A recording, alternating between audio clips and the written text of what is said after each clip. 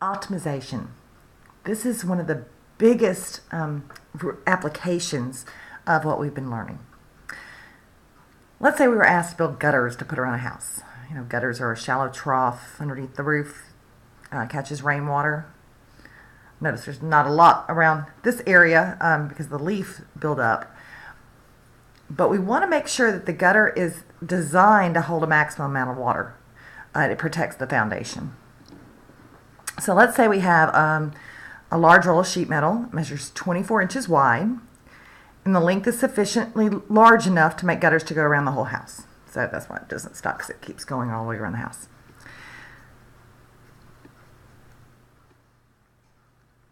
And we can pick our different methods. We want to find the one that's going to give us the most water contained.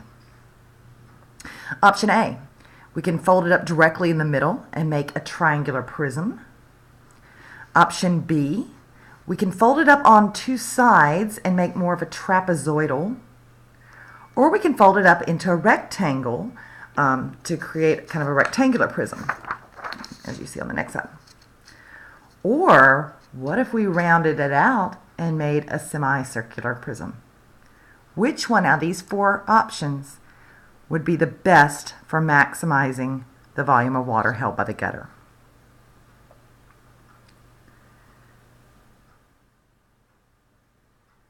And how would you know which one's going to be the best?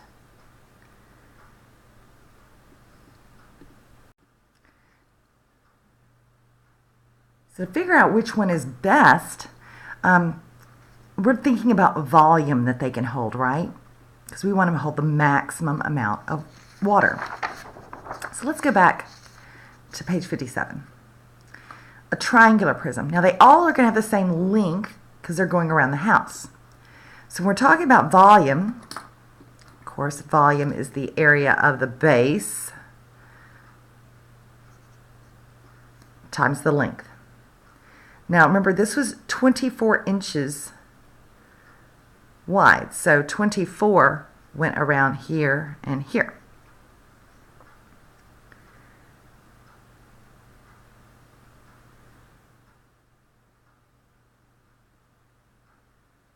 So that would be 12 and 12, right?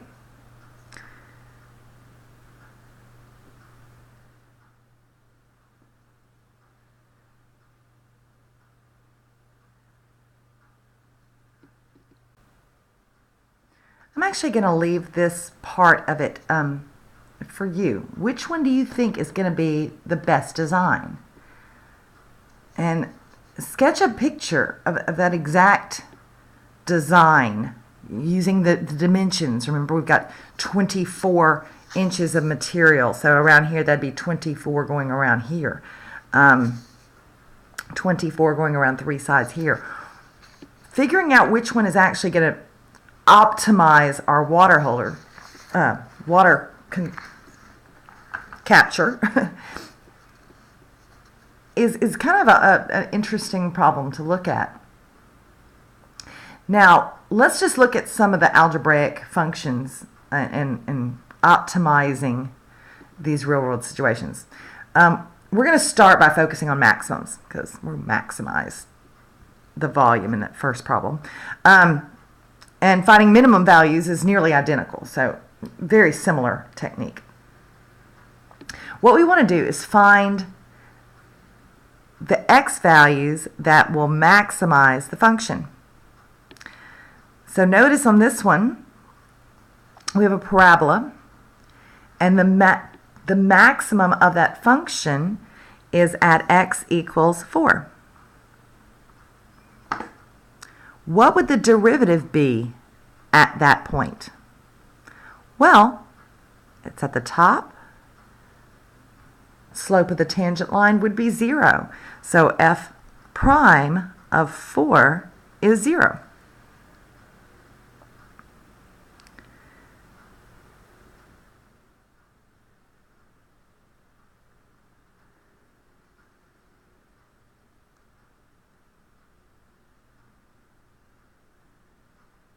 Now, what about the next situation?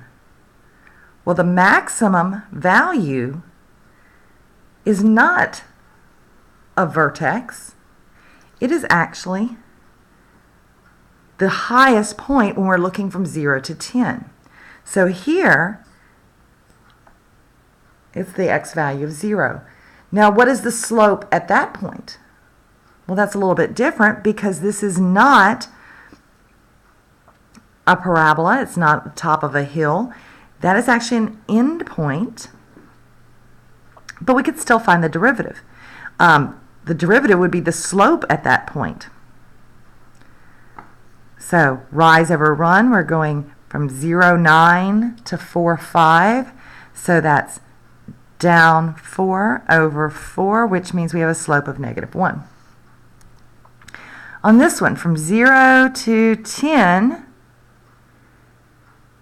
so it starts at 0, 0 and goes up to 10, 5. That's the highest point on that interval. And the slope there, yeah, so up 5 over 10 is 1/2. What about here? What would be the maximum? Well, we actually have two places, right, that have a maximum value. But if I were actually trying to find a maximum, this would be the absolute maximum. X equals, it looks like 6.87. And what is the derivative at that point? Well, slope of the tangent line is 0.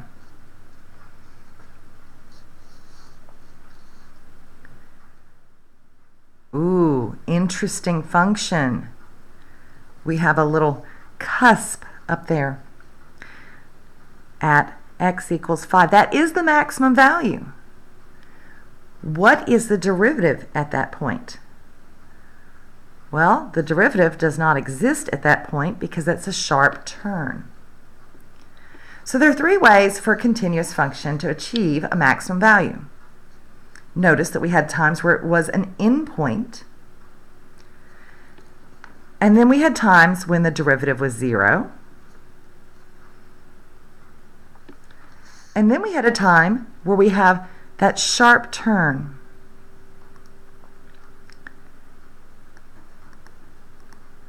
So this would be an absolute maximum. And this one, we had a sharp turn.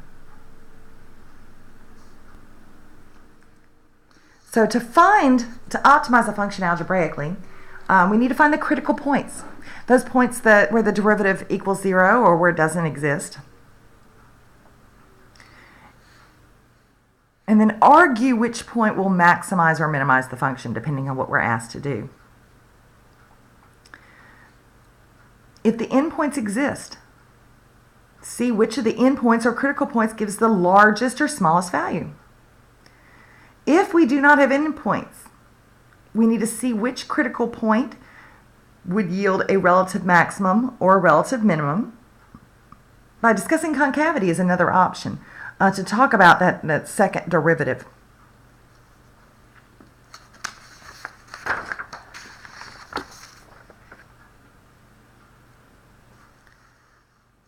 So what if we had this function and we needed to find the critical points of the function?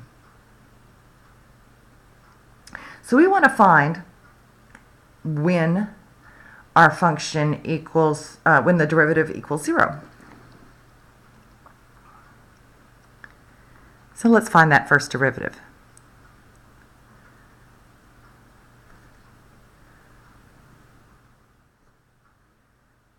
And then the derivative of a constant is 0. So we want to set that equal to 0.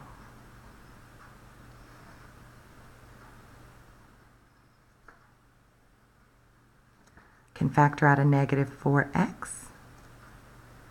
Gives me x squared minus 10 equals 0. So we have when x equals 0, or when x squared equals 10, which would be Normally we'd say plus or minus 10, but square root of 10. Positive square root of 10 would be 3 and a little bit, which is in this interval. Negative square root of 10 is not in that interval, because that'd be negative 3 and a little bit. So these are the x values we want to check. Now, why do we need to check negative 2 and 4? Well, those would be the endpoints of the interval. Why would we need to check 0 and square root of 10? Because those are critical values. And what do we mean that we want to check to see which ones are maximums and minimums? That means we want to check what the y value, or f of x, is at each of these x values. So we need to plug it in.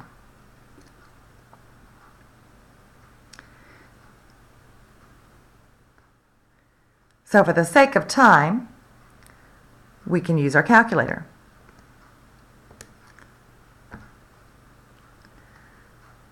Now, to make sure everybody knows how they could use the calculator to check these points,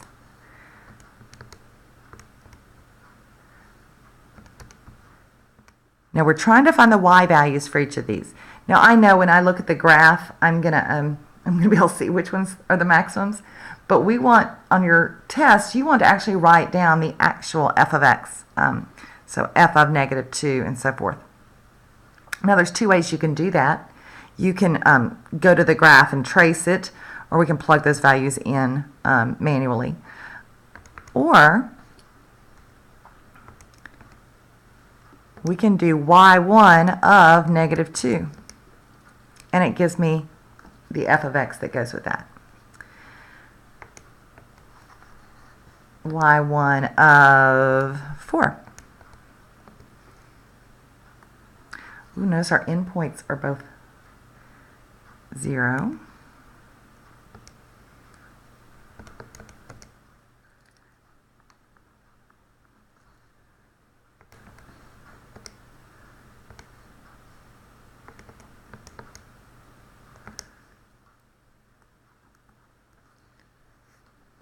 And if we look at the graph, we can also see this. Well, actually, it's hard to see because this graph is very, very tall. We'd have to play with our window to see it because it's going all the way up to 36 and it's all the way down to negative 64. That's really out of our window.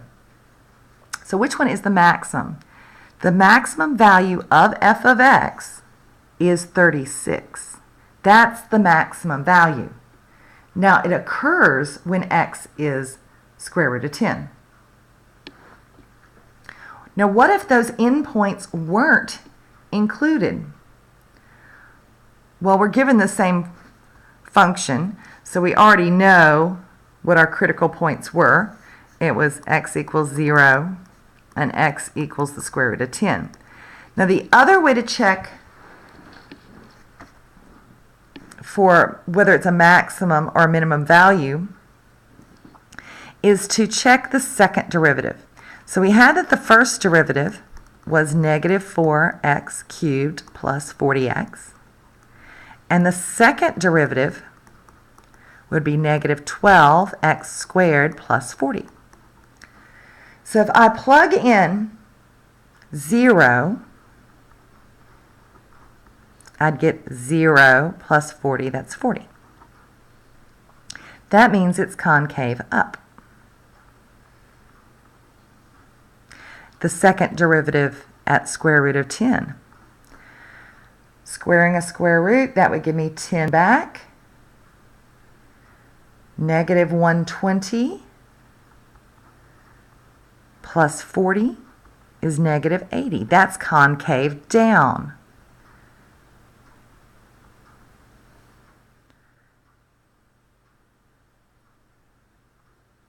The maximum value is still 36 because the square root of 10 gives us concave down, which if we look at the graph on the back page, you can see it. Concave down means we have a maximum there, and that 0, negative 64 would actually have been a minimum.